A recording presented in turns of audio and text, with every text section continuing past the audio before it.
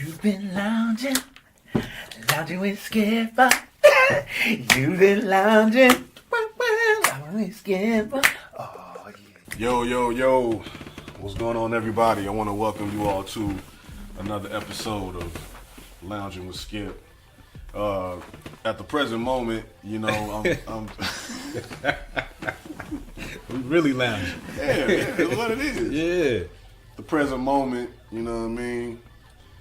I'm sitting with a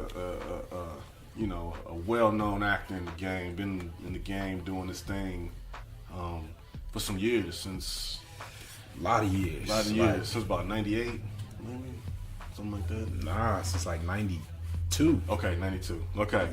Yeah. But for some years. For some years, yeah. You know what I'm saying? The homie, I've been cutting this man's hair for the past 6 years, maybe 5 years. At least.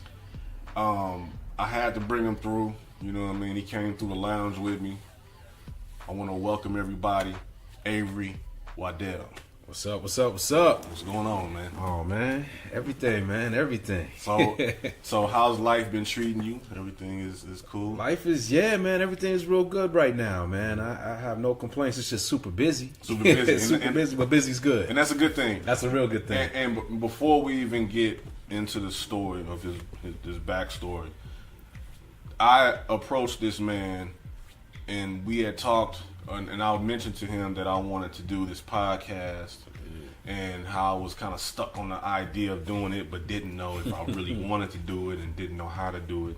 And he had told me that he had a conversation with your father-in-law about him wanting to do a movie on his own, but he needed to get certain things in place or whatnot. In the middle of him having that conversation with him, his father-in-law stopped him and said, "Just stop right there, just do it." Yeah. And he said, "Well, what do you mean, just do it? I'm telling you, this is what I need." He's like, "Don't tell me no more, just do it." And so the day after me and him had that conversation, and he told me about that, the next day I went and ordered the piece that I'm using right now to start the podcast, because I kept hearing the words, "Just do it." So here we are. So I want to let everybody know that the person you're about to hear speak on his journey, this was the final nail in the coffin to really, for me to just say, just go and do it. And here we are, this many episodes in. Yeah. So that's what's up, your man. beginnings as an actor, what got you into it? Was it something where you were a kid? Yeah. Tell me about your beginnings when you were a little kid. Yeah. Well, I mean, where are you from? I'm from Chicago, Chicago, Illinois, the south side of Chicago. South side of Chicago. Go Sox. You know what I mean? Baseball season just started. Off what streets and all that? 91st and East End. So for all you Chicago folks listening, I'm 91st and East End, right off of Stony. That's where I came up. Went to St. Thomas Grammar School, De La Salle High School. Okay. Yeah, man, running all over the south side. Okay. But that's where I came up. And man, how I got started in the acting thing, man. As a kid, I was always an athlete. I played sports and it was kind of I wasn't like a troublemaker. Like, I ain't getting like real trouble, but I was kind of like that class clown. You know what I mean? Always trying to make somebody laugh. Always getting in trouble for that kind of stuff. You know. And so, like, when I got to high school, one of my teachers kind of just got tired of sending me to detention for silly stuff. Okay.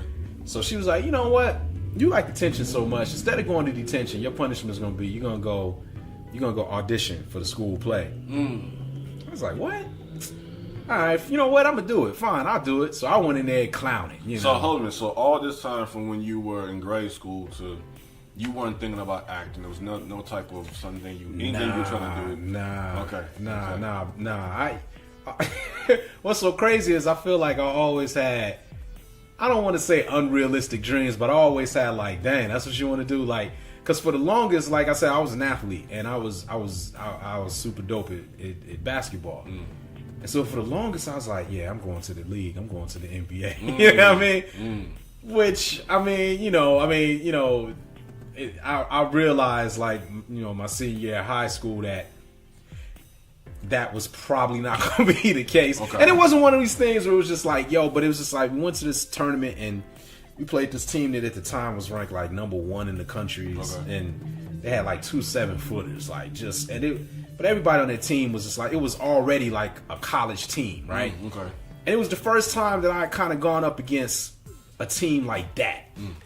And it just threw me, like, I'm like, yo, I can't see the passing lane. Like, everything just seemed quicker. Just everything was, and I was like, yo.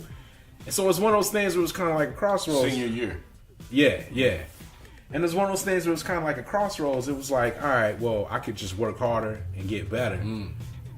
But by that time, because all of this happened after I kind of started getting into the acting thing. And so, but by that time, I really started kind of really getting into it, developing a passion. I was like, it's been real, B-ball. So right. Yeah. So the teacher, she said she sent you to the audition. What was the name of that play for that you was auditioning? It was man, I'm trying to I can't even remember the name of the play, but it was a play that was written by some of the drama students. Okay. And so I went in there clowning, thinking, all right, this is just another opportunity for me to do what I do, just crack jokes, right, and clown. Man, I went in there thinking I'm disrupting something. Turned out it was a comedy. And they were like, yo, you were exactly what we looking for. Gave me the lead role, and I was like, really? Okay, yeah. So, and I got on the stage, man, and it was one of those things. This is when it was presented and people were coming through to watch. Yeah. So I'm skipping over a lot of stuff. I'm skipping over the rehearsal process and all that kind of stuff. I'm fast forwarding. Yeah. But yeah, man. So, but when we finally got to the night of the show and was it just one show? No, it was three. Okay. It was 3 shows, if I remember correctly. Yeah, on a weekend or something. Like that. Okay. Something like that. And so, I got up there and did the first bit, that was supposed to be the first joke, and got that reaction, and it was just like the angels sang I was like, oh, for real? Oh yeah, this is it right here. This is what. So I'm it was supposed to be doing. It was the high of seeing people's reactions to how they responded. Seeing their response to your action. Yeah. And real talk is like even with the sports, especially basketball, the best part for me was basically doing something to get some sort of reaction from the crowd. Of course I was shot. Yeah. Or maybe a lot of times doing unnecessary stuff, throw a nice behind the back pass or something, or you juice. I was more excited about that about hearing the crowd go, oh, than not to say I wasn't being competitive. I definitely wanted to win all of that, but I wanted to do it with style too, so you get that reaction. Right. You know what I mean? But so it's always kind of just been something that's, and my it's like a high. It's like a high. Yeah. Mm-hmm. And my parents will tell me to this day, or will remind me to this day about when I was a kid, and they say I used to do shows in the living room. I would get the Christmas lights and set up shows and trying to do Michael Jackson concerts and just whatever, just performing just for fun at the time. Now realizing this is something that I could. Yeah, when I was a kid, real. Yeah, we talking when I was doing this with the Christmas lights and stuff. My parents had to remind me of it because I was 5, 6, 7, and so they remind me of that all the time. So, okay, so you graduated from high school. You did this play. You graduated from high school. You've seen how the basketball situation. It was okay, I could either go full force with that, or I can go this way with that. Yeah. You obviously went the other way. Went the other way with that. Yeah. So after high school, what happened? Well, actually, I got to take it to really explain what happened after high school. I actually got to take it back because when I did the play and the school play and everything, I did the drama club, but that was kind of just that just kind of let me know, yo, this is what I want to do. Okay. But beyond that, what really got it kicked off was I really got to give all credit to my parents, man, because they've always been real supportive of whatever I wanted to do. You know what I mean? Even when I was talking about I'm going to the league, they would tell me that's really right. But they were if still you think, but supportive, right? Mm-hmm. Yeah, and so they've always been supportive of everything I've ever done, and so they exposed me to a lot. So there was this theater called ETA, which stands for the Ebony Theater Arts. It's this theater on the south side of Chicago. It's still there. They're still doing shows and plays. It's a great place. So if you're in Chicago or you're going to Chicago, look up ETA, see what they have going on, support them. Great institution. But anyway, so they took me to a play there. Mm-hmm. And in this particular play, there was just a young dude. He was about 15 and in the play. Mm-hmm. And so I'm looking at him, and it was kind of interesting seeing a dude my age up on stage like that. And my mom turns to me and she goes, you could do that. And I was thinking, like, yeah, I could do that, And so after the show was over, we talked to some of the people there. Come to find out, they did acting classes, for kids, for young adults. And I went to audition. You had to audition. And I was like, yo, okay. So I got my audition piece together. I went in. They were like, yo, come on in. They offered me a scholarship. Like, yo, just like, come on in. We need you to be a part. I was like, what? And so from there, my mentor, man, this is the dude right here. Like, before it was just fun because I love getting reaction from people, but this dude, he instilled the art form he instilled the love of the craft in me.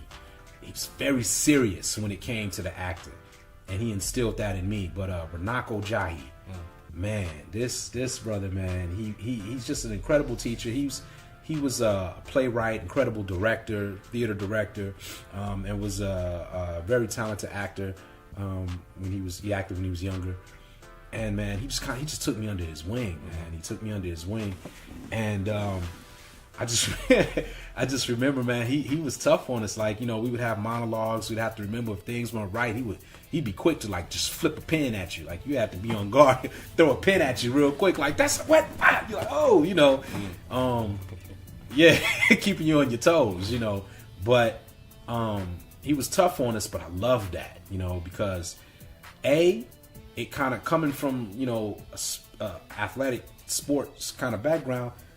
That's how I was used to coaches and everything. So I was loving that. Like, oh, yeah. It kind of made me, and it helped me bring that kind of mentality to it, to acting. Yeah. And so, and he just really broke down the craft and just taught me all these things. And actually, he introduced me after a certain point. He said, listen, man, a friend of mine is doing a play at Victory Gardens, which is a very well-known theater in Chicago, on the north side of Chicago. And said, listen, there's a role in it I think you could be good for. I think you should audition, Was this after you graduated from high school? No, I'm still in high school. I was still in high school. Okay. And he says, I think you should audition. I was like, oh, all right, yeah, okay, let's do it. Went in, auditioned for it, got the part, and man, that was my first professional acting gig. What was that? What was that first role? What was that about? It was, I played, man, I gotta remember his name. I played a West Indian. Well, not a West Indian kid. I was a kid who was the son of some West Indian parents, and there was me. I had a younger brother in the show who was played by Kel Mitchell. Oh, okay. yeah. Played by Kel Mitchell from Kenan and Kel and all that. Okay. And then I had two older sisters in the play. And shout out to Jonelle Kennedy, by the way. Still to this day, call her Big Sis. Okay. But man, I'm sitting here blanking on I can't remember my character's name. But the name of the play was Eden. It was called Eden. Okay.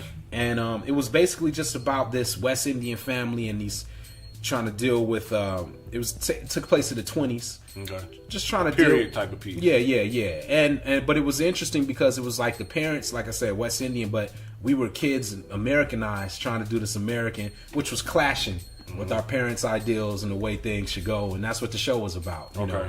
And man, it was a great experience. I almost got fired, but it was for what? I almost got fired because I was young, man. I was a kid. Like I say, I'm a class clown, And so at one point in rehearsal, I don't remember what happened, but something happened that was just really funny to me. And I just started kind of cracking jokes about it and wouldn't stop and couldn't stop. And then when I tried to stop, when you're not supposed to be laughing, everything is just funnier. Like, if something's funny to you and you start laughing and then I gotta stop. I can't laugh. It's the hardest thing in the world. Now everything is 200 times funnier, right? So it was one of those situations. So we're supposed to be in the middle of a pretty serious scene, and I'm just at the table. So finally the director, he gets fed up. He goes, you can go home, right? Like, you can go home. I was like, oh, no, I'm good. No, seriously, See, and I thought he was joking at first, right? Because he kind of said it with like, you know, like a little smile. You know, you could go home, right? Like I thought he was like, man, stop playing. Let's get back to work. And I was like, oh no, I'm sorry, I got to schedule. He's like, no, seriously, you can go home. And I was like, oh wait, you see you like wait seriously like what? Wait, what's happening right now? You know, like wait. And yeah, man, he was ready to get me up out of there. Like, yo, I mean, if you can't, you know, but you know, luckily, you know, he kind of gave me another chance, and I'm actually I'm happy that happened because that's when I realized it was this is serious. Yeah, like okay, this is a job. Like, all right, you know, and yeah, man. But the play went well, and you know, it got critical acclaim, and some agents came to see it, and that's how I managed to get my first agent. And yeah, man. Before high school, kind of went before you was done with high school. Before I was done with high school, right? Yeah, first agent. Yeah, so I started doing things around Chicago. So this is after high school? No, this man. Is still senior look, in high school. Because as soon as I graduated from high school, man, after the summer I broke out. Like I went right to college, so I didn't take any time off, you know. So when I graduated, you know, there was summer, and then I bounced. Okay, so where'd you go? Went to New York. Went to New York, man, and what was your experience like leaving Chicago, going to New York? Man, you know, looking back, this is the best time of my life, man. It was just really, it's just amazing, man. What was your major in college? Theater.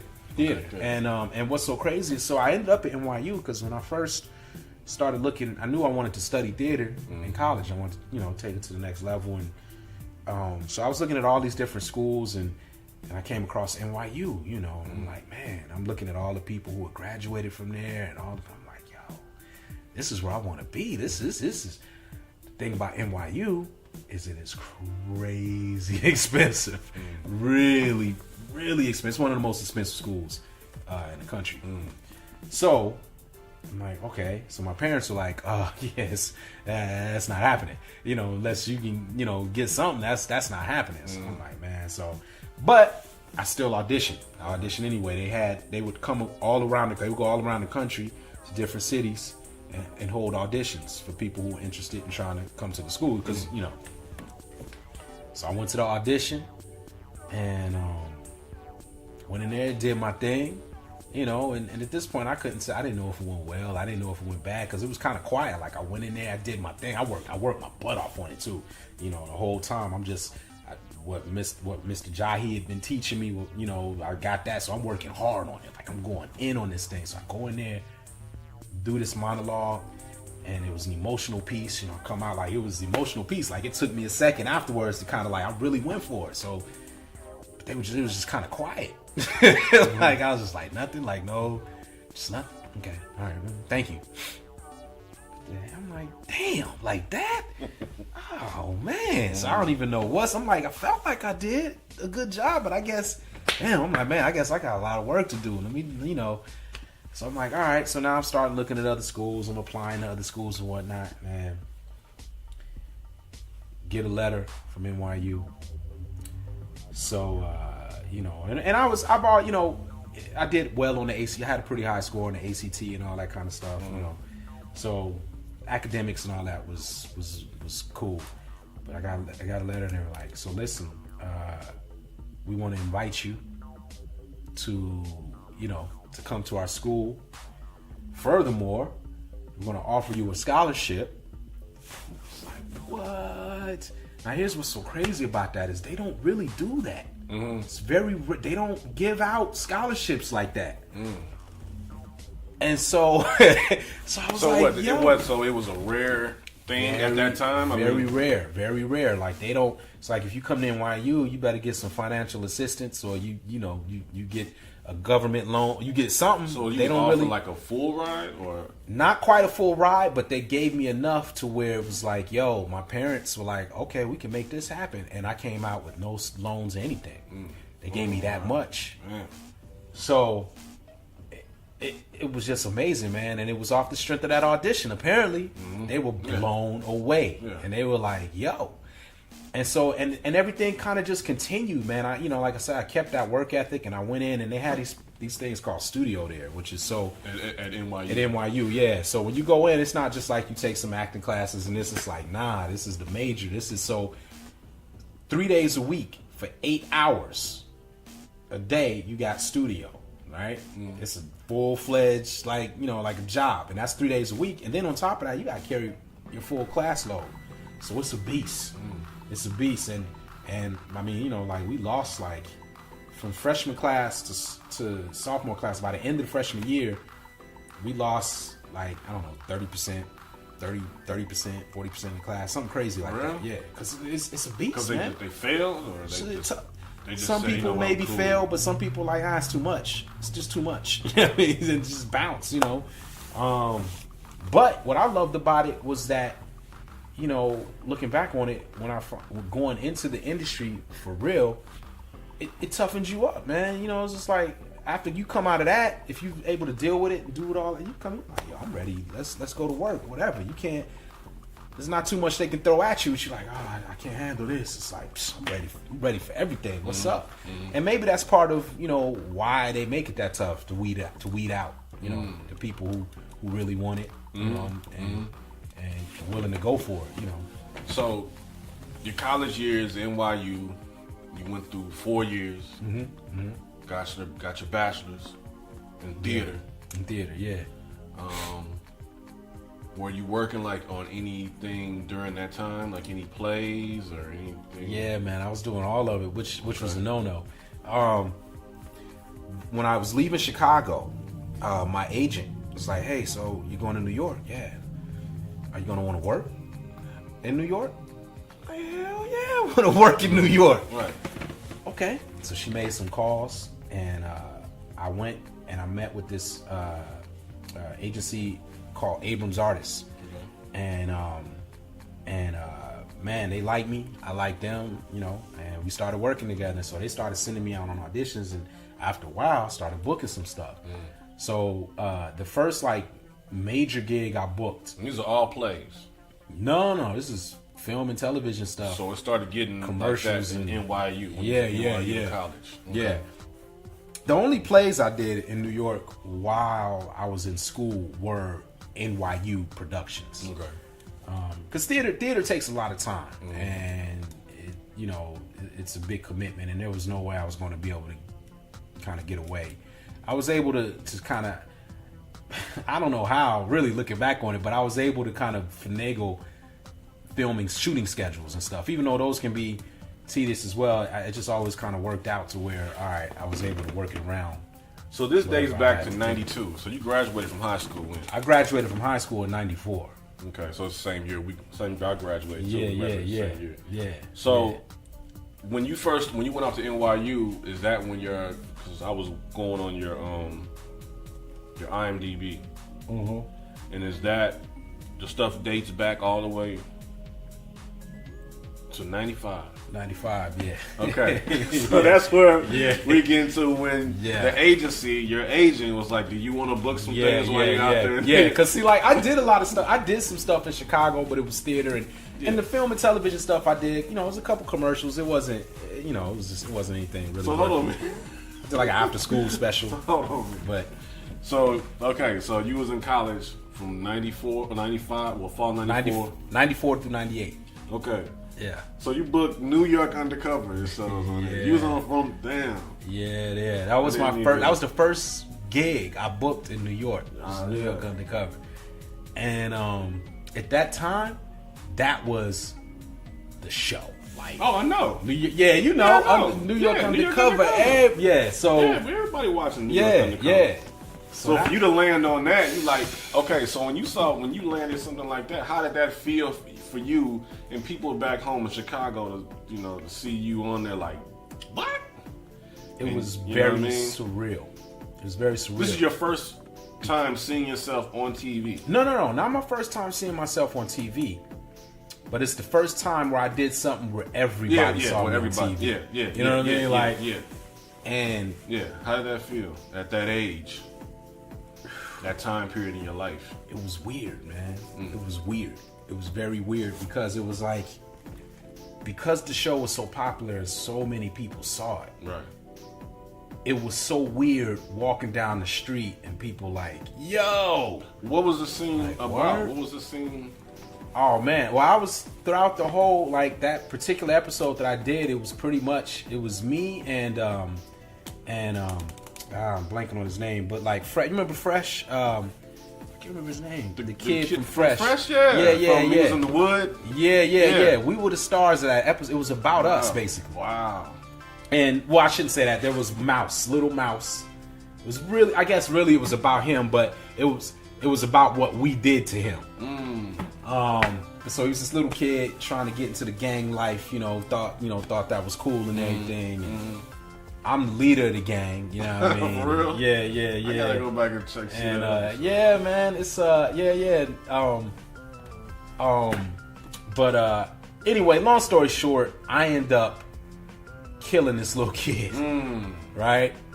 And so one of the weirdest experiences ever was I'm walking down the street, and again, I'm not used to any of this. I'm like this kind of attention, like yo.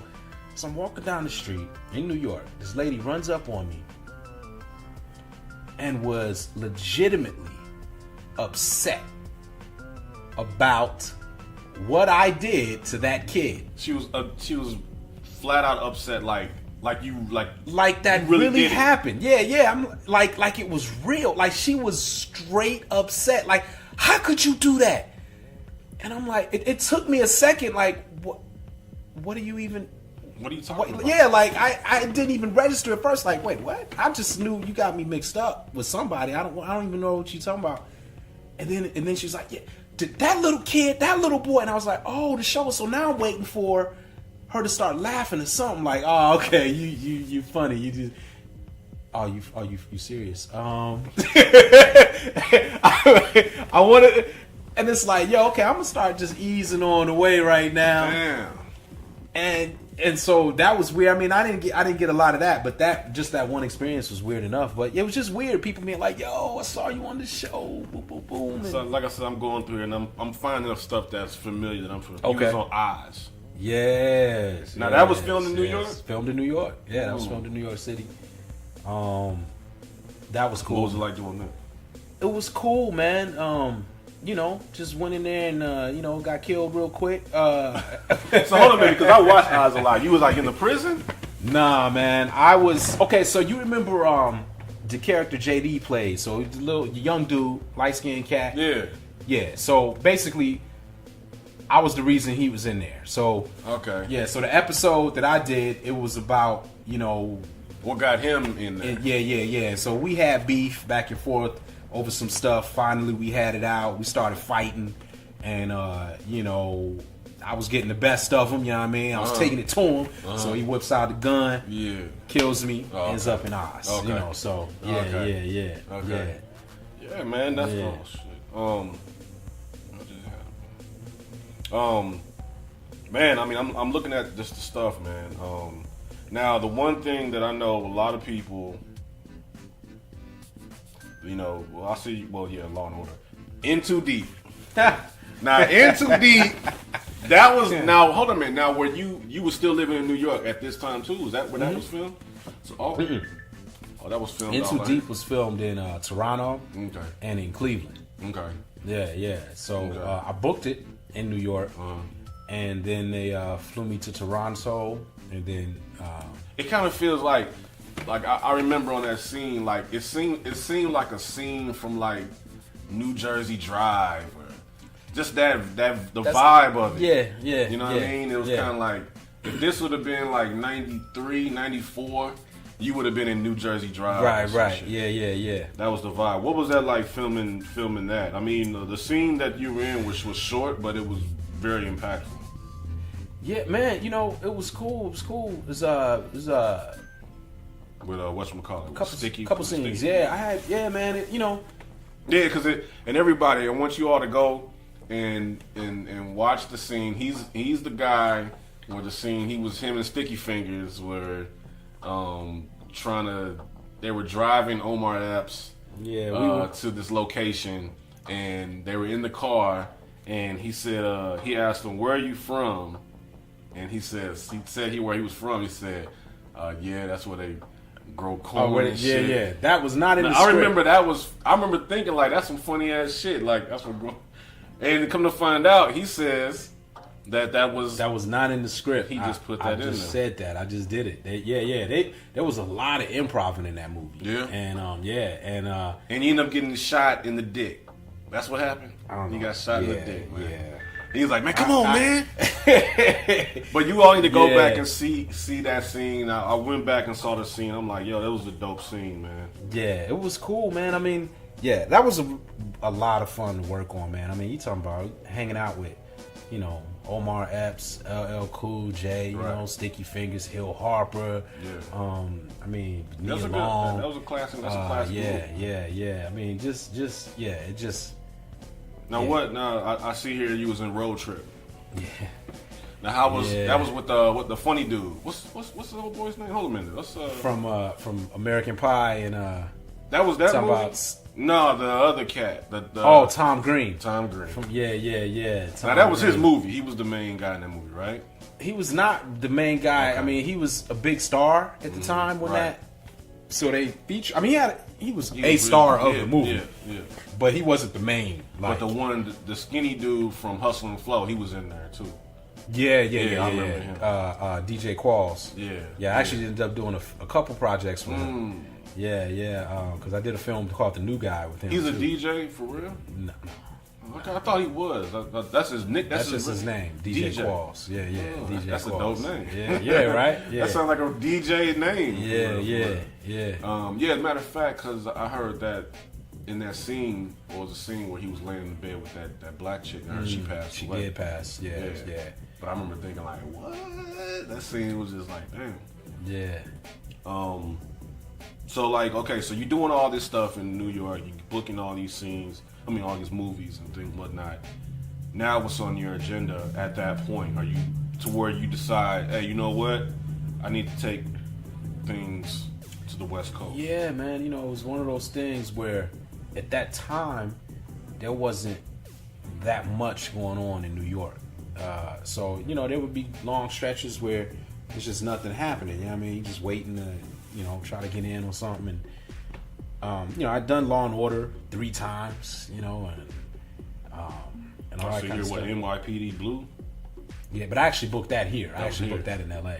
Okay, Malcolm in the Middle, that was all out here. That was all out here. Yeah. So that's what things change when. Yeah, everything after Road Trip is out here. It's booked in LA. Gotcha. So when you came here, you just things started moving a little bit more. Yeah. I mean, everything's out here, you know. Now, for actors that, okay, they're hearing your story, they're hearing that you're booking, that moment when you get frustrated, like, man, you know, you're in a location and things aren't working, you kind of, you know, because you got to let them know the downside to certain situations.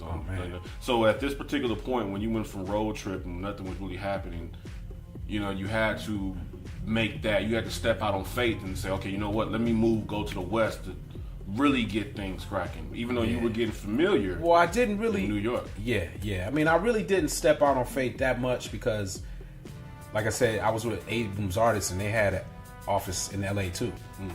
So when I came to LA, I just met with the LA wing, and they basically had to sign off on me, which was formality really at that time. Because at that time, I had what they call in the business heat. You know what I mean? Like, what's that mean? It means you the hot new. You know, all the casting directors, all the people, everybody, yo, it's the new hot, everybody, let's meet with him, you know. And at that time, everything was about meetings, you know. So came out here, had a gang of meetings with all these, you know, all these different people, man, and it was crazy. In these meetings, what is these meetings about? It depends, man. You know, a lot of times, sometimes it would be about specific projects, you know. And sometimes it's just they want to get to know you, kind of get a sense of who you are, you know what I mean? And you know, I guess maybe sometimes how you might be on set or whatever and stuff like that, just to, you know. And so that's what a lot of means. So some of them would just get to know you, like almost like this interview right now, you know what I mean? That would be a meeting for some of them, you know. So tell me about yourself. Tell me about this, that, and the other, you know. And then sometimes though it'd be about a specific, project. So now I'm noticing. Okay, you were booking the, I see here, like I said, the new book. Back then, we're looking at Malcolm in the Middle, NYPD Blue, Boston Public, the movie The New Guy. You were doing all these series, maybe appearing in like one episode or whatnot. Yeah, although I was recurring. I did 3 episodes of Boston Public. I was recurring first season of that. And then you come across the video game. Now, how'd you come across the video game world of doing voiceovers and things of that nature?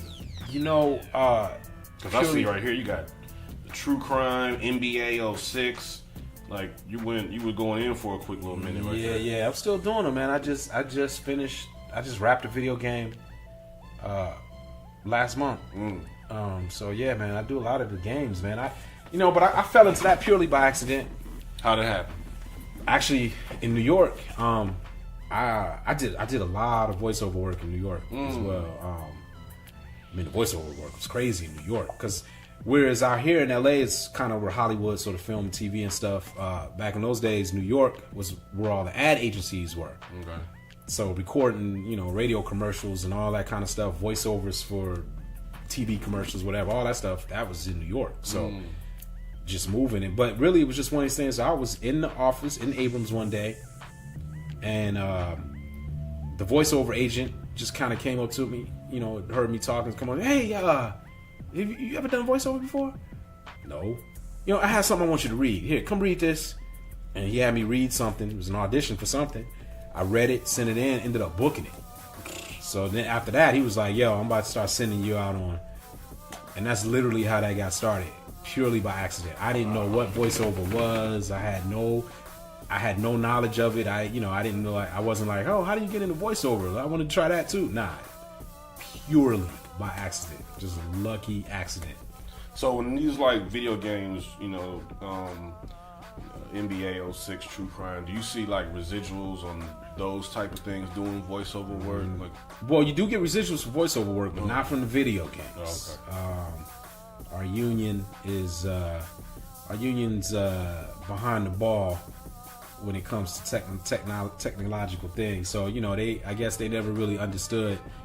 Our union leadership for years, even through now, really, maybe now it's starting to change, but they still seemed a little inept. That's right, I'm throwing SAG under the bus because they're throwing us under the bus. But they don't keep up with the time. So what happens was video games, when they started getting big, SAG was not paying attention to this. So they're doing, still taking care of everything with the film and TV and all this kind of stuff. And then all of a sudden, what do you know? Video games are making more money than movies and television. Yet, we're not now. Every time you do a television show, you do a movie, you get residuals from it. But you do a video game that makes, billions. Yeah, nothing. And the union never, but they'd done all these contracts and had everything set up in a way where it was just like, well, it's kind of too late now. Like, you should have saw that coming. There's no forward thinking in SAG leadership. And so so now I mean, there have been a few strikes. There's been a video game strike. There's been a couple video game strikes and stuff like that. But to get better and better, to get a better agreement. But I think in the last agreement there was something where if a game now makes some absurd amount of money, then you get like you get a 5% bump or something. You get something. It's not quite a residual, but it's at least something closer. You get some extra money if a game really does well. Right. In the last, agreement. So maybe, eventually that'll get in the right direction. I mean, I'm seeing here Spider-Man 3, Def Jam Icon. I mean, yeah, Def Jam. You were the icon. I was the icon in that joint. I mean, and that was a pretty big game. That was Anthony Anderson was in that. What did that voice? Was that just? Are these like your regular voices? Well, to a degree. I mean, Def Jam Icon was my voice, but more like yo. You know what I mean? I'm playing the character. What about like Transformers? It's acting. It's acting just like a movie or a television like, show. Yo. Yeah.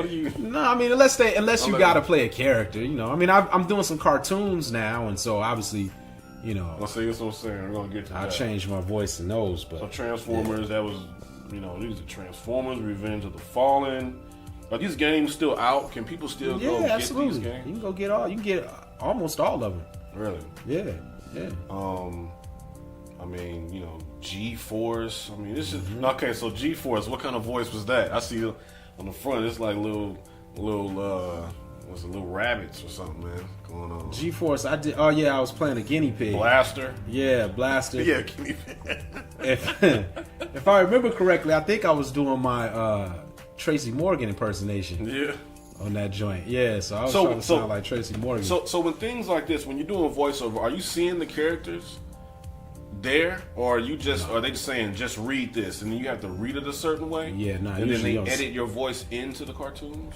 Usually that's the way it goes. Yeah, they usually record all the voiceover work first, because especially if you want to throw a little something extra in there, or you want to do this. So yeah, they record everything first and then animate around it and add the voice. I mean, because I'm looking at him in the video game world was been Fallout New Vegas. Mm-hmm. You did all these characters. Yeah. So when it's like that, I do different voices and different. For real? Yeah. I mean, it's like about a good 10, 11 different characters. I got skills, man. I got skills. Wow, man. That's dope. It's what I do. That's dope. Man. Yeah. I mean, so something like that. How long does something like that take to do? Because doing all these type of voices, that's like Eddie Murphy doing Nutty Professor and doing all those characters. Mm-hmm. Yeah. How long does something like this take? Like a Fallout, like we did Fallout. How long did that take for you to do all those voices for the game? Is that like a week of shooting? I mean, not shooting, but recording. Yeah, recording. Fallout. I think Fallout was it was about a week. About a week of sessions. 4-hour sessions. 4-hour sessions. Yeah. 4-hour sessions, and it's one of these things, man, where it just depends on the voiceover artist and the production. Like, here's an interesting story. So you know The Simpsons, right? Yeah. So Hank Azaria, he does the voice of Homer, but he does the voice of like 7 characters on that show. On The Simpsons? Yeah. So I remember I had a voiceover session one time at the studio where they record. Mm-hmm. And one of the sound engineers who worked with Hank Azaria on recording The Simpsons, and we just kind of got to talking about that, and he was like, man, it's crazy because he plays so many different characters on the show, but he'll just take the script and go through the whole scene playing different characters without ever stopping. Like, he doesn't stop to go back and say, all right, now I'm gonna do this. He just goes through and flips in the thing. So he'll like, just read, and then flip to the next character, respond, flip to and just go through the. So they were like, Hank Azaria record a whole episode of The Simpsons in like 20 minutes. He's that bomb. He's that good at it. Like he's just so. I know the residuals on what he's been seeing. Oh, stop! This dude. He's been going since '88. That show's been out since '88. The Simpsons have made him millions upon millions. I mean, Call of Duty, Black Ops. Yeah. Grand Theft Auto 5. Yeah. I mean, zombie. I mean, that's. I mean, that's good. And I say this because people out there that are interested in doing, they may not want to be an actor. Mm-hmm. They just may want to do voiceover work. Mm-hmm. A lot of people that's what they do. Just voiceover. Yeah. Somebody out there that is interested in doing voiceover work, what would you tell them? Like, what would you give them as inspiration to, say, it could be somebody right now listening to this, podcast. Yeah. I mean, I got listeners in Idaho, and out in New York. Yeah. That could be listening to this and saying they want to get into doing voiceover work. Yeah. You are obviously successful in doing that. What is something that you would want to tell them to, moving forward? I mean, you did Medea's Tough Love. That was a cartoon. It's a cartoon. Yeah. You did Medea's Tough Love. Yeah. Officer Fred. Yeah. I mean, come on. Yeah. Man. So what would you tell them? Man, like I said, it's tough because it wasn't something that I set out to get into. You know what I mean? Like I said, I really just fell into it. I think one of I guess what I could offer is I think one of the reasons maybe I've been successful at it is, again, it kind of all boils down to the work ethic. You know what I mean? Like, you know, I would get some copy and just work on it. You know what I mean? Find my flow, find the groove instead of just, you know, a lot of actors, man, you know, a lot of people, they'll get, you know, you walk into an audition or a room or whatever, they get their copy, get their script, look at it, put it down, and then go in and do, you know, read it, you know, read the lines, whatever. But I just really go in on everything I do. I really just try to break it down, go in as much as I can. And, you know, I mean, and part of it too, I mean, I don't want to, you know, people seem to like my voice too. That part is just luck. It's just blessing. I mean, like anything in life, luck is a big factor. You know what I mean? And so with the voiceover, you know, because I remember before I even got to voiceover, I remember like in college, you know, my roommate's mom would call and I would talk, and I remember my roommate always telling me like, yo, my mom, she just loves your voice. Like, she's always going on about your voice and this, that, and the other. But I would hear that, you know, from time to time. And then, you know, when this voiceover opportunity popped up, apparently there's just something that, you know. Yeah. So that's part of it, too. The quality of my voice, the tenor of it or whatever seems to. So the voice definitely, the person needs to have that You voice. actually have you would do well in voiceover. You have a good voice, man. You do. I appreciate You do. that, man. Yeah, I appreciate yeah. that. Maybe one day I'll get off into that. Yeah. Let's talk about the movie that you have that you Questions. do. Yes, you directed it. I directed it. You wrote it. Produced it, and starred in it. You started. Yeah. What's that movie about? And what made you want to make this particular movie at this particular time? Oh man. Well, Questions is a romantic comedy about 4 guys who come up with a scientific method to figure out what makes women tick. Okay. And you know, it's interesting. I initially wrote Questions because when I wrote the first draft of Questions, actually in '96, and the reason I wrote it was because at the time, man, all the movies that were coming out that were featuring, you know, black actors, and a lot of the roles I was getting offered and getting auditions for was all gangster stuff. You know what I mean? And, you know that was, you know, New Jack Cities. Everything was like that. You know, Boys in the Hood. That's just what every menace to society. It was like all the movies starring black folks was some hood flick, right? But I love movies. I love Woody Allen movies. You know what I mean? You know what I mean? There was a movie that came out called Swingers, man, with Vince, which was what blew Vince Vaughn and John Favreau up. Real smart. I love that kind of stuff, like. And I'm like, yo, you never see this. How come there are no black folks in movies like this? You know, screw it. I'll write it. I'll write one, and that's literally what started it. And so yeah, so you know, wrote it and actually shot the script. Now, how many pages does a script like that take? Well, Questions is 113 pages. And you wrote the actual script, or you had somebody who? No. Well, what happened was I wrote the story. Okay. When I first wrote it, I didn't know how to write a script. Right. I didn't know how to format it. I didn't know anything, you know. So I just wrote a story. And my boy at the time, one of my boys from NYU, was a filmmaker out of NYU, Lamont Edwards. He wrote the screenplay. He turned it into a screenplay for me. Okay. You know, and so the script. Yeah. Okay. Script, yeah. Okay. And so that's how the first draft of that came about. And so, you know, we actually tried to shop it, and we had some interest. I mean, you know, we had This was back then. This was back then, back in 96, 97. Wow. But they just wanted to buy it outright. They just wanted to buy it from us and then just give us some money. And now, at that time, what was they offering as far as like to just give a ballpark? As far as like, you know, just in that time period, this is 20 years ago. We're talking 20 years ago. What was a company offering you at that time? It was 6 figures. You know, it was like really? 6 figures. Yeah. It was like 20 years. I'd have been like, well, you know what, Skip? Though, real talk. You made in general, you made a lot more money in the business back then than you do now. Yeah, it's gone again.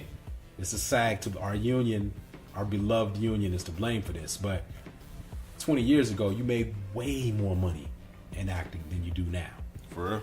And for actors who aren't a star, like if you're Tom Cruise or Will Smith or somebody, you're making your paper. Yeah. But back then, for just working actors, you made way more. I mean, 20 times more than you make now. Oh yeah, it's not even. Damn. Oh yeah. I mean, you look, cats back in those days could do one commercial.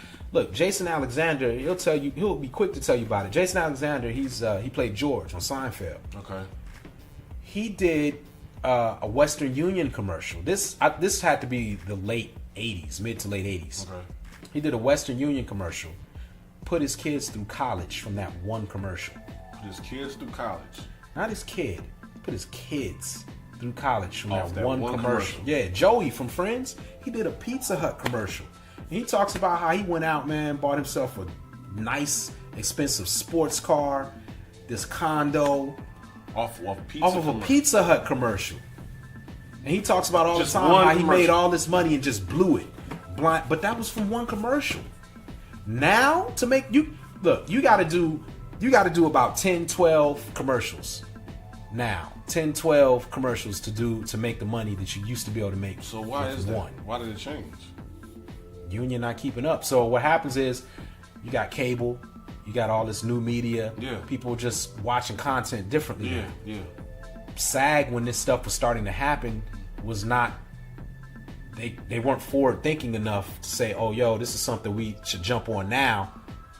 And what's so sad about it is things happened before where it was like, yo, because by the time things started getting bad, it was like, listen, you kind of already got a little bit with the cable thing when cable really started popping off. You know what I mean? But no. They just, kept worrying about network, not seeing that the like network's like hold CBS, on everything like CBS, was dwindling year by year. Right. Not even TBS and stuff like ABC, NBC. Yeah, they were tripping off the major networks. Yeah. And that's all they were. Not thinking like now you have Amazon Prime. Right. What VH1? You got all this other Amazon Prime. You got Sling TV. You got Hulu. Exactly. And commercials and all that. Tell me this is it? Would it say is this a lot more harder now to get into the entertainment business, or a lot easier now due to the amount of content that's being put out now? I would think that it would be a lot easier. It's funny, man, because there's so much content that's out. Nah, there's so much more content, but it's much harder. Much harder. I mean, and a lot of it there are a lot of reasons, but the major reason is. Oh, but real quick too, just so I know some people might be wondering. I was trying to explain like why you make so much less now on commercials. So for cable, right? On the network, if it plays on ABC, NBC, they got to pay you every single time it pays. Okay. That's where the money really builds up. Residuals are how any working actor really makes his money. Residuals. Okay. But what happened was with cable, they could show a commercial on cable. And they pay you once. They pay you a flat fee for 13 VH1, weeks. Like VH1. Yeah, VH1, BT. Anything on cable. Okay. TBS, USA, whatever. If the commercial is being played. Right. If the commercial's being played, all they do is they give you a flat rate for 13 weeks. And in that 13 weeks, they can run that commercial 2 trillion times if they wanted to. You don't see anything more than that little flat fee. So that effectively did away with residuals. And now with cable viewership, when that started to basically kind of usurp, the networks. I mean, the networks still have some juggernaut shows, some shows that blow up and do well. But overall, advertising agencies like, yo, people watching cable. Many advertisers don't even put their commercials on network because they don't want to pay. They're like, yo, just throw this on cable. Yeah, because it's like, for instance, Sling TV. I can go home right now, put on Sling TV. I mean, I can watch I can watch ABC or whatever. NBC, I guess. Or TBS or whatever. And they'll have commercials still play. Yeah. Or I can watch something that's on demand and it'll still be a commercial that's running. Yeah. So that person, those people in that commercial, they aren't getting paid off of that. They got a flat rate. They get a flat fee. Flat fee. and then they just run it. They just run it. They run it to because I've seen commercials; they'll just be running, and that's why. And I'm like, run a commercial to death because keep playing it. Yeah, it'll be on YouTube. Mm-hmm. Yeah, and you get a flat fee for that. And that's it. So internet, same. Internet's the same as cable. You just get a flat fee, and then they go to town.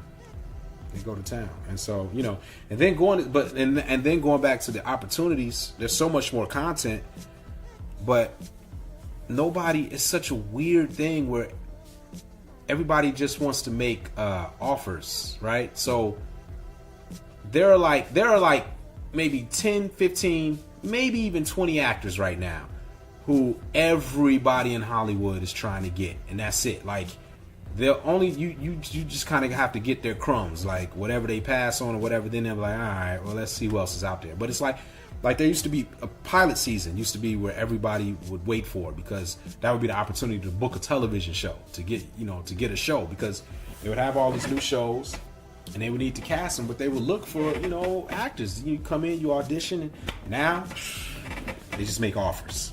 They don't even really audition anybody. They just make offers, and the only thing you can really hope for is like, all right, well.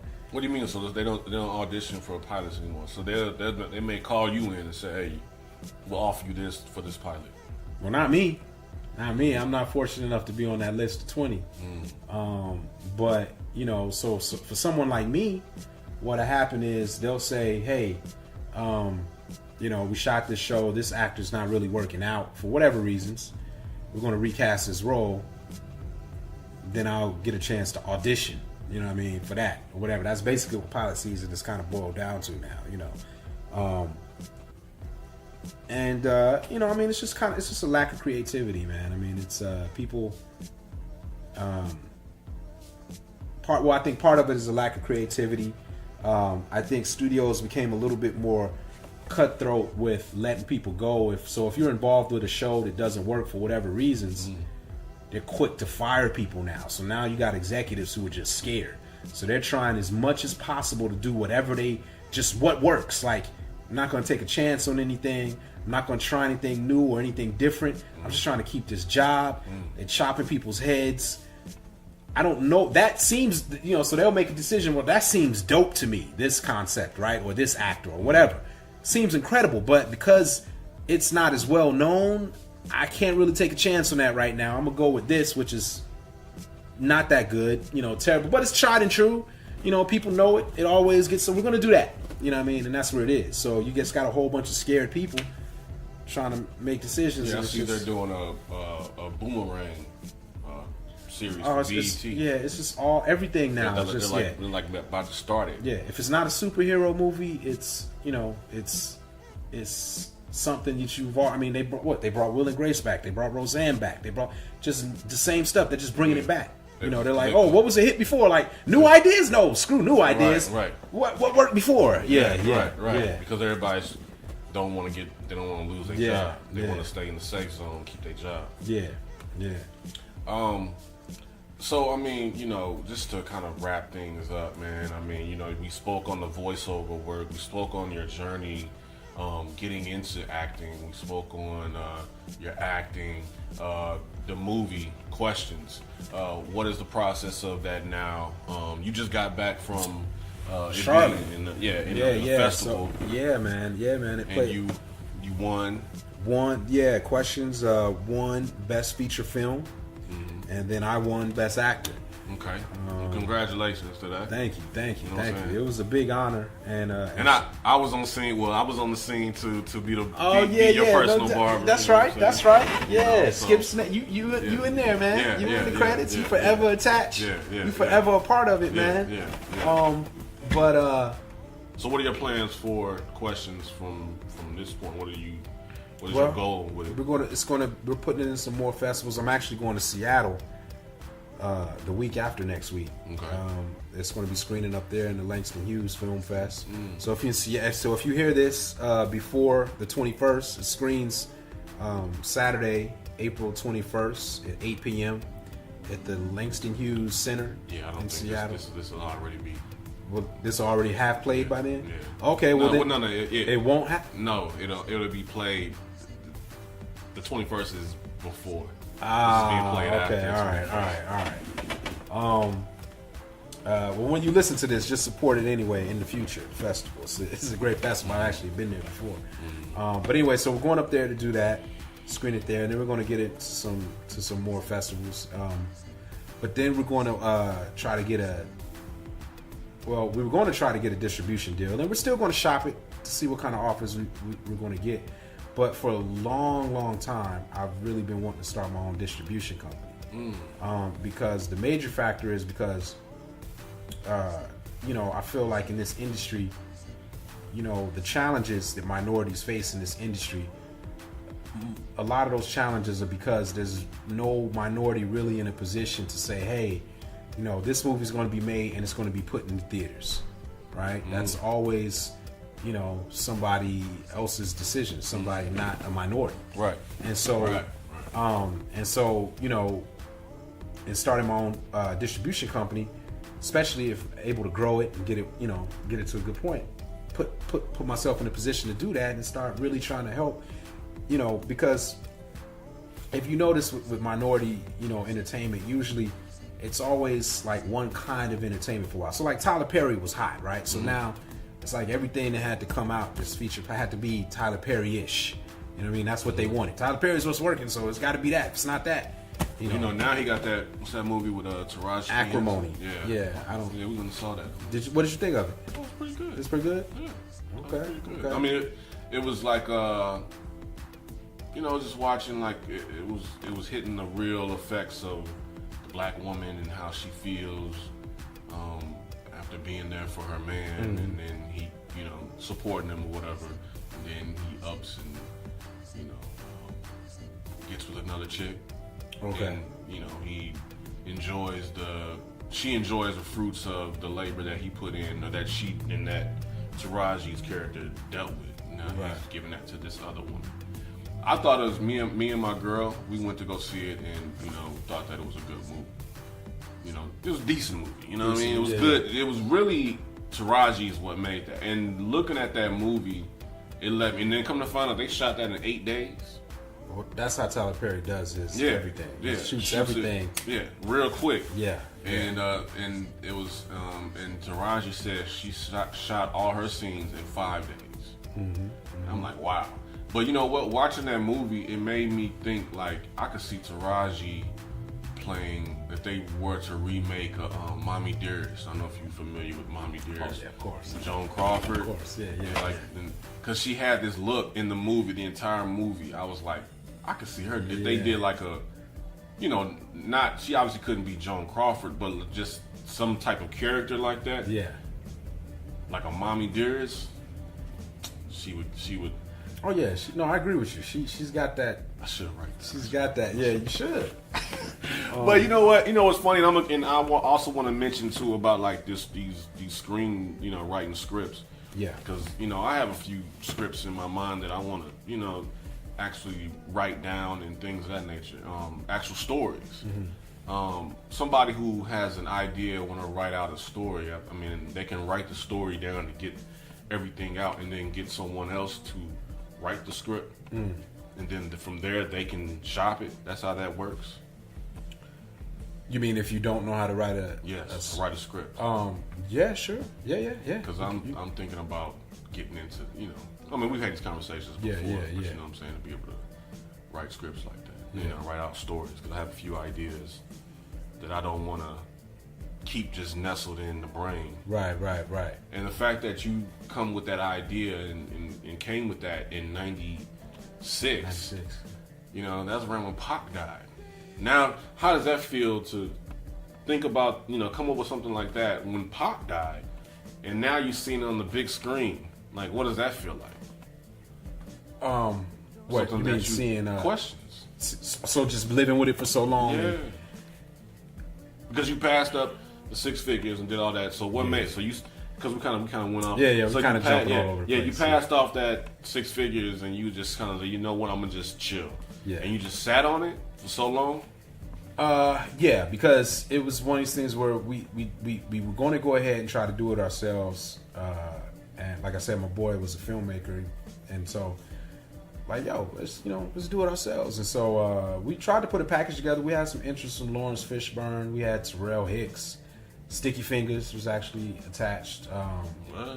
Yeah. We had Fishburne. He wasn't attached, but we had some interest. The interesting thing with him was that he liked the script, and he would have been willing to be attached, but he wanted us to get the funding first. But we were kind of like, well, yo, we kind of need your name. If we can say that you're attached, then we can get the funding, you know. But so it turned into, you know, and it ended up not happening. Everything kind of fell apart with that. And so after that happened, kind of just put it away. And man, probably 10 years later, I was watching something that made me think about it. I was like, yo, I pulled it out and read it and was like, yo, this was dope. Like, I forgot how good this joint was. And so I just started rewriting, because at this time I changed as a person, had some new experiences, and been through some, and went through. And also too, at that time, some movies had come out that had done some stuff that I felt was kind of similar to what was in that original script and everything. So I just started rewriting it, and went back, rewrote it. And it actually, from that point, it took another 5 or 6 years before. To rewrite it? Well, yeah, because I kept rewriting it. I mean, you know, it's like, because from that time I pulled it out, I did a rewrite, then I would go back, rewrite some more. Sometimes a movie would come out and I'd be like, man, it's kind of similar.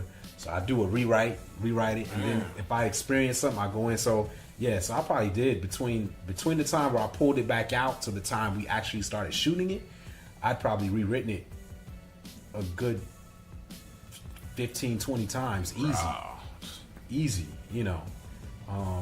And so it was, I mean, so by the time we shot it, it was like this script there's literally nothing.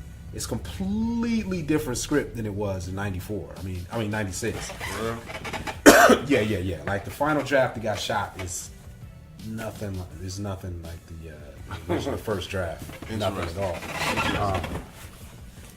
But yeah, man. And so it's crazy. I mean, I think the biggest thing that gives me pleasure from the whole process is the fact that now it's playing for people, and people are getting so much pleasure out of it. The response is getting from audiences. That's what's just like. It goes back to that. Comes back to was hooping. Yeah, it comes back to that. You know, it's like you're doing. It's like you can go up. You're with competing. You can throw the shot up and win, but you like to do it in style. Yeah. So now you're seeing something that you basically been doing, but this is something that is like your baby. Yeah, and it's like you kind of you're showing them a piece of you. Yeah. So by the consumers, the crowd responding to that, they're responding to you. Yeah. You know, You know what I mean? Yeah. It's that same, that high, that rush. Then it goes back to your high school, man. That's why I tell people, whatever it is that you see your child doing, or whatever it is, you know, you talk to a kid and say, what do you enjoy doing? What is it that you enjoy seeing or experiencing? What brings that high to you? And whatever a kid feels like, well, when I play piano, or how people respond, or whatever. If that's what it is that they're saying, man, that's what you have to, you know, work on and bring to fruition for the child. But the child himself or herself will automatically know within themselves. The same thing with me, you know what I mean? Just me, you know, creating music, me cutting hair. I mean, when I hand that person the mirror and they look in the mirror like, that's a high for me. It's like the same thing when I make a beat and someone hears the beat and they bobbing their head. It's a high for me, because it's like, that's me being stylish. Yeah. You know, that's me doing something in style. Like how it is with you throwing, instead of throwing a shot up, you want to throw it behind your back. You know what I'm saying? And stuff like that, because you want people to see that. And well, from this point forward, what do you see yourself in the next 10 years? Man, you know. Because we had this conversation, and also I want to let everybody know, we had a conversation some months back, and, you know, this man was like, man, you know, things aren't working out. I made, you know what I'm saying? And, you know, he was telling me this, and I'm saying this because a lot of actors get to that point. A lot of people in general get to that point where they're like, man, maybe this isn't working out like I thought it was, or whatever the case may be. And if this doesn't work out, then I'm already setting up plan B and C for the next step. Next thing I know, I turn on the TV and I see this man on Unsolved, the Tupac and Biggie show on I think it's what's it USA. On USA. Yeah. And I'm like, what? You know what I'm saying? I'm like, what? No, hold on a minute. And then, like a week later, I see this man on a commercial. What's it? A Lowe's commercial? Lowe's, yeah. See him on a Lowe's commercial. I'm like, okay, yeah, he ain't going nowhere, man. He can be right here. You see what I'm saying? But I say that to say, as soon as he began to come to that plan B and C and kind of, I wouldn't say doubt himself, but started coming to realization of doubt, things began to start looking back up. And this is a true confirmation that from you to go off to the festival and your project and you to win the award for best actor out of all the, you know what I'm saying? Yeah. Come on, man. You know, that's God saying, listen, you're not going back to Texas. You're not going to Texas. You're going to stay here. I got more work in store for you. You know what I'm saying? Yeah. So just stay focused, stay grounded, keep grinding. You know what I'm saying? And just do it. Just do it. Just do it. You know what I'm saying? And you doing it. Doing it, man. You doing it. Any last words for any up and coming actors or anything like that? You know what I'm saying? Up and coming actors? Yeah. I would say this. When you try to jump into this game, just make sure you're doing it for the love of the art and the craft. Because from what you were just talking about, all that, like really at the end of the day, even beyond work starting to come back in, what really, because it wasn't the first time. I mean, it's all a roller coaster ride, like life. Definitely. But the business can be even more brutal because there's a lot of nonsense you got to put up with it. Yeah. And but if you're doing it because of the love of the art, a passion for the craft, you'll win. If you're doing it to become a star, if you're doing it to make a lot of money, that's your motivation. Yeah. It's not going to work out. It has to be a part of you. It has to no matter what. Yeah. It has to be. Yeah. The good, the bad. That's right. Yeah. The good, the bad, the ugly. It has to all be a part of you. Yeah. And you have to take the good with the bad, and you have to take the stride with the ride. That's right. There you go. Okay. Hey, Avery, I appreciate you coming through, man, lounging with me, man. You know what I'm saying? And I mean, it took a while. It took a while to get. But you finally came through. You know what I'm saying? You're a busy man, so I'm glad that you was able to come through and lounge with me. You know what I'm saying? Yeah, man. I'm gonna want to do this again, man. You gonna have repeat guests on your? Yeah. All right. I'm gonna do a follow up. You know what I'm saying? Maybe a couple years from now. You know what I'm saying? Something like that. You know, man. I'm trying to keep this thing going. You feel what I'm saying? I mean, it's all about just doing it. So I'm in the midst of just continuing doing what it is I'm doing, along with some other things. Yeah. You know what I'm saying? The motto of today is to just do it. That's right. So everybody out there listening, you know what I'm saying? Don't look down up on yourself. Just stand up tall, and just do it. Just do it. So until next time, peace.